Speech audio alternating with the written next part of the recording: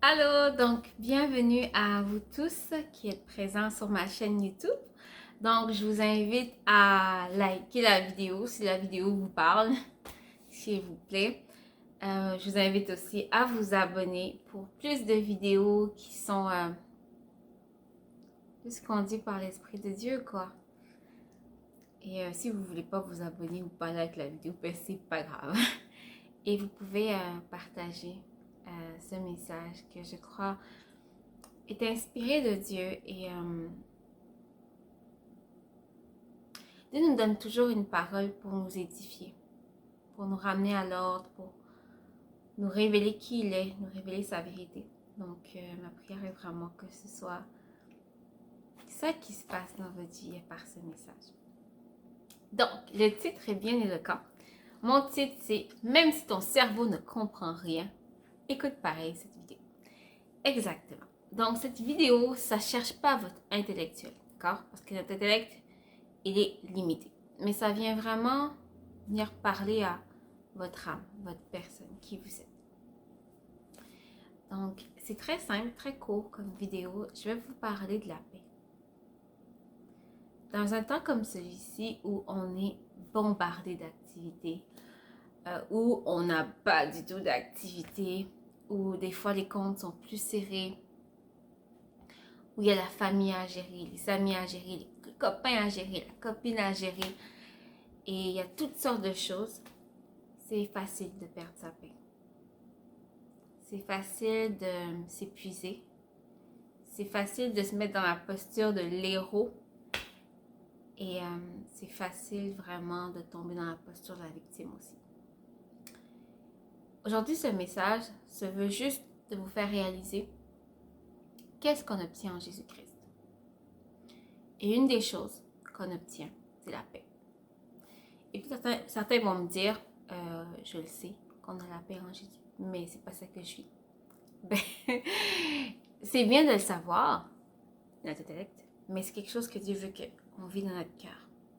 Et c'est ça que je veux qu'il se passe aujourd'hui. Voilà, grâce de Dieu.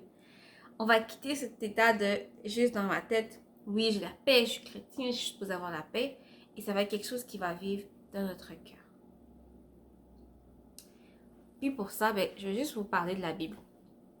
Parce que Dieu parle au travers de sa parole, donc parlons au travers de la parole de Dieu. La parole de Dieu, je vais nous ramener vraiment à une période clé. Ça, c'est dans Jean, chapitre 20, d'accord? Donc, si vous voulez ouvrir votre Bible, let's go. Jean, chapitre 20. Après que Jésus soit resté d'entre les morts, il s'en va voir ses disciples, d'accord? Je vous fais la version abrégée à la Tabitha, ok? Donc, il s'en va voir ses disciples, puis lorsqu'il arrive, à vrai dire, les disciples étaient comme enfermés dans un lieu totalement barré. Parce que la parole nous dit qu'ils avaient peur des autorités juives. Et c'est particulier parce que tout le temps, ils ont été avec Jésus. Ils ont vu les autorités, aussi se fâcher contre Jésus. Ils ont vu les autorités aussi chercher à magouiller des plans pour que Jésus meure ou l'arrêter ou quoi que ce soit. Et nulle part ça nous parle que les disciples avaient peur. Mais après, quand Jésus est mort et qu'il est ressuscité, c'est là que la peur est venue. Mais Jésus les avait dit qu'il allait rester d'entre les morts. Mais ils avaient cette peur. Et la première chose que Jésus dit lorsqu'il les voit, il dit que la paix soit avec vous. Pourquoi il a dit que la paix était avec eux? Parce qu'à ce moment-là, ils n'avaient plus la paix. Puis après, bon, Jésus montre, hey, je suis ressuscité, tu vois, c'est la version plus abrégée, mais il leur montre ça. Ensuite, il se passe à peu près une semaine plus tard, Jésus est revenu. Les disciples étaient encore dans un lieu barricadé. Ils avaient encore peur des autorités. La première chose que Jésus leur dit, que la paix soit avec vous. Pourquoi? Parce que, encore une fois, c'est comme si la paix était partie à nouveau. Mais est-ce que la paix est quelque chose de situationnel? Non. La paix, c'est quelque chose que Dieu nous donne tout le temps. C'est pour ça que Jésus dit, je suis le prince de paix. Et lorsqu'on a Jésus dans notre vie, normalement, la paix, ça reste. Et certains vont peut-être me demander, mais comment ça se fait que moi, j'ai pas la paix dans ma vie? J'ai pas la paix dans telle situation. Je veux dire la vérité, ta paix a été volée. Ou En d'autres mots, tu as laissé ta paix être volée. Mais il y a une bonne nouvelle, parce que cette chaîne est remplie de bonnes nouvelles. Jésus te dit encore que la paix soit avec toi. Il te redonne cette paix. Elle t'est encore accessible. Là, ta responsabilité, vraiment, je crois que toute personne qui entend ce message, vraiment, vous recevez à nouveau cette paix. C'est pas moi qui le fais, c'est Jésus, c'est cette assurance qu'il nous donne que nous avons la paix. Et après, ce qui est particulier, c'est que ces mêmes disciples-là qui avaient eu peur, c'est ces mêmes disciples-là qui étaient devant une foule de personnes, même des chefs religieux, et qui n'ont plus eu peur. Ils n'ont plus eu peur. Ça ne nous parle plus de ces disciples qui étaient des peureux un peu, si on peut dire comme ça. Ça nous parle d'hommes et de femmes courageux et courageuses qui ont parlé de la part de Dieu. Qui ont, oui, subi des persécutions, parce que même si tu as la paix de Dieu, tu peux vivre des persécutions. Tu as quand même des factures à payer chaque mois. Tu as quand même ta famille à gérer. Mais Jésus nous donne une assurance. En toute chose, je suis avec toi. Et il nous a envoyé le Saint-Esprit. Le Saint-Esprit, c'est celui qui est toujours, toujours, toujours avec nous. Pourquoi? Pour que constamment, nous sentions sa paix. C'est un cadeau que tu as obtenu. Ne laisse personne te voler ce cadeau divin qui est la paix de Dieu. La parole dit, la paix de Dieu qui surpasse toute intelligence gardera vos cœurs en Jésus-Christ. Ça garde vos cœurs. Et juste avant, ça nous parle de remettre nos besoins à Dieu. Donc 2 choses. Parle à Dieu, apprends à recommander ton sort à l'Éternel. Apprends à lui nommer tes besoins. Et une fois que tu l'as nommé, crois en Dieu qu'il a entendu. Et parce que tu es sa fille, tu es son fils, lui s'en charge. Maintenant, toi, reçois, garde cette paix. Garde cette paix. Garde cette paix. À quoi ça sert d'avoir peur? À quoi ça sert de trembler? Ne sais-tu pas qui est le Dieu qui marche avec toi? Tu as vu la fidélité de Dieu. Vous avez vu la fidélité de Dieu dans votre vie. Vous avez vu comment Dieu vous a sauvé. Pourquoi aujourd'hui, dans cette situation, tu vas laisser ta paix être volée? Dieu n'est-il pas plus grand que cette situation? Et certains croient que Dieu fait du favoritisme. Dieu ne fait pas de favoritisme. Lorsqu'il a dit qu'il a donné sa paix et que Jésus-Christ est le prince de paix, vraiment, si Jésus vit en toi, et je le crois lorsqu'on est de nouveau, Jésus-Christ vit en nous, sa paix est avec toi. Tu n'as pas reçu une portion inférieure du Saint-Esprit. Il n'y a pas de portion inférieure du Saint-Esprit. Le Saint-Esprit est une personne.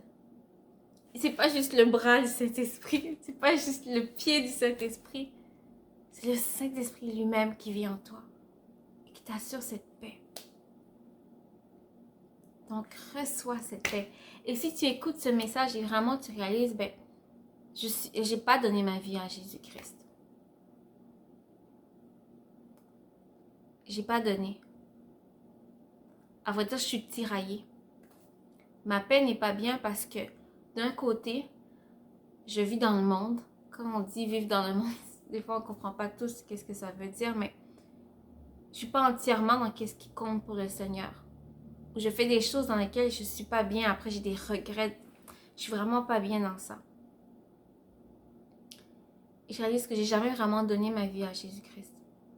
Je vais dans des lieux chrétiens, mais je ne me sens pas vraiment chrétienne ou chrétien. Et être chrétien et chrétienne, c'est pas un truc de religion. Être chrétien et chrétienne, c'est le fait de vouloir représenter Christ. C'est le fait que Christ habite en nous. Et que j'ai donné ma vie à Jésus-Christ. C'est ça être chrétien. Donc, si tu n'as pas donné ta vie à Jésus, c'est comme une invitation. Vraiment, c'est ça comme un open door, comme une porte ouverte pour aujourd'hui donner ta vie à Jésus-Christ. Et tu n'as qu'à répéter après moi cette prière qui va changer ta vie. Ne regarde pas aux autres chrétiens que tu vois et que tu dis, oh, ils ont tel problème. Hey. Regarde à celui qui apporte la vie, Jésus-Christ. Jésus-Christ. Donc, tu peux faire cette prière avec moi. Seigneur Jésus, je te demande pardon de t'avoir rejeté. Pardon de m'être jamais entièrement donné à toi. Pardon d'avoir péché contre toi. Et si vous avez, il y a vraiment des péchés qui montent dans votre esprit, je vous invite à les confesser. La parole nous invite à confesser nos péchés. Et Dieu est fidèle et juste pour nous pardonner. Et après, vous pouvez dire, Seigneur, je te donne ma vie. Sois le Seigneur et Sauveur de ma vie. Je ne veux plus fonctionner par moi-même, mais je te remets tout. Amen. Et aussi simplement que ça, tu es pardonné. Parce que le salut, c'est une grâce. Et tu fais partie des enfants de Dieu, de la famille de Dieu. Et dans le ciel, il y a une joie immense. Car tu comptes aux yeux de Dieu. Donc, c'était tout pour cette vidéo. Donc, soyez bénis et propagez cette vidéo. C'est une façon d'annoncer la bonne nouvelle, quoi. À plus.